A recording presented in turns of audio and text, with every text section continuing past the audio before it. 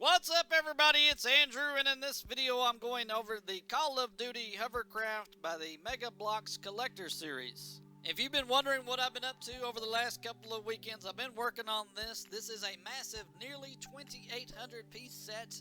It has been one of the more challenging and difficult builds that I've done so far. It was a sorting nightmare, but I'm glad that I got it. I'm glad that I got it finished, and it has tons and tons of useful, unique parts that hopefully I'll be able to utilize very well. Alright, a quick close-up view of the figures that come with this set. This is one of the generic soldiers, and this one has a small little blemish on his upper right cheek, but I think that's okay. That just gives him a little bit more character. Other than that, this is a great figure. All the accessories fit well. Next up is our second generic character. This one didn't come with any armor, so I'm assuming that he's supposed to be the pilot of the hovercraft, trying to get the soldiers to their mission. And I really appreciate the attention around the eyes. I prefer them painted over the pinholes. Next up, we have an officially licensed character from the Call of Duty game. This is the Sandman, and he has an exceptional printing on the upper shoulder and on the center body armor. And finally, we have the other official character from the Call of Duty franchise. This is Frost, and they've done, again, an exceptional job with the molding, especially the helmet, and they've even printed a little red skull on the back. I really appreciate them going the extra mile to make things look as accurate as they can. Okay, let's just get right into it. This is the bow, or the front of the hovercraft, the business end. It has three very large ramps that you can deploy to unload or load various vehicles, cargo, or personnel. I like the color that they chose for the ramps here. They've got a little bit of red mixed in there, making it look a little bit rusty. And of course they have these metal bars here that are meant to represent some sort of way to secure the ramps. We got a similar setup here on the aft or the rear of the hovercraft, except we have two ramps instead of three, and that's to accommodate these very large turbines. And again, we have these little metal bars to secure the ramps when they're not in use. In case you were wondering what it looked like underneath the craft, what we have here is a network of 2x bricks in key areas, and then we have some clear rounded anti-bricks for movement across various surfaces. It's surprisingly rigid and weight saving. Alright, next up is our turbines, and then on the fan housing here we have attached are these rudders.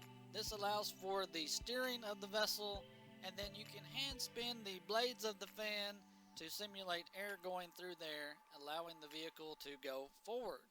And that attaches to the engine compartment via this little drive shaft. Speaking of an engine compartment, there is a space on here for an engine. Through these little doors, you can see that you have a buildup of parts that represent your engine. It's something that wasn't necessary, but I'm glad that they included. There's a ladder for your figures to access the top part of the hovercraft, and there's an exhaust vent that is attached to a easy remove wall and roof assembly, and then that tilts down to reveal some of your maintenance tools to maintain the craft. And then along the back wall we have some pegs to place your figures in like a little holding area. There's even a little bench. Next we have a buildup of a blast door. I really like that. It looks really cool. I'm glad that they included that and not just a single piece. It's a buildup. I like that. And then we have a little cargo box here. This is great for stowing away all of the chains and little parts that you don't want to get lost, or just keep them out of the way.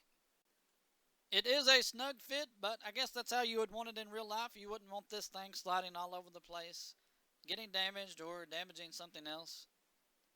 Above the driver compartment here, we have some floodlights and some radio antennas, a canister, and then this opens up another quick access to this space.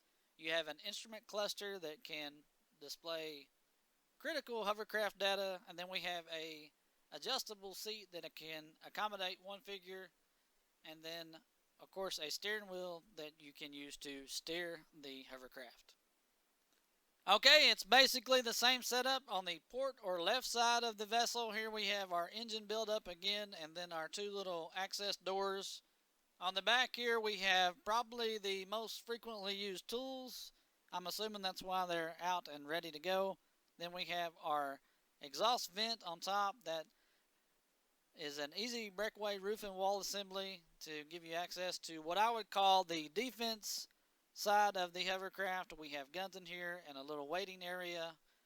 I really like the tilt down. I'm glad that they included that. That gives you an easy way to get in there and get what you need. Another little blast door that opens up, and then we have a nice little build-up of a communication antenna.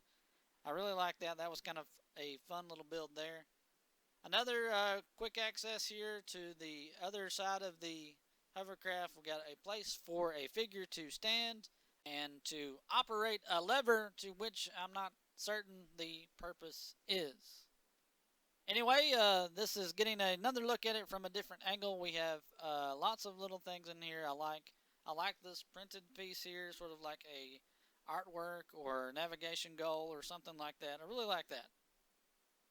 Alright, the instructions show you how to secure some cargo on here. Unfortunately, I don't have the tank that they show in the picture, but I do have one of these armored Humvees that I want to use as a placeholder, just to kind of show you just how much extra room you have on the inner space of the hovercraft.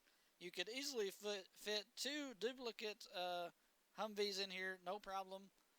And then all you do is you use your chains, and then they have these special pieces here that you can hook them into and attach to the base of the hovercraft. And once they're in there, it's not going anywhere once the chains are nice and tight. It'll weather any bad seas or bad weather. Anyway, guys, that's all I got for you. I hope you enjoyed this video so you can make an informed purchase decision. And I'm Andrew. Until next time.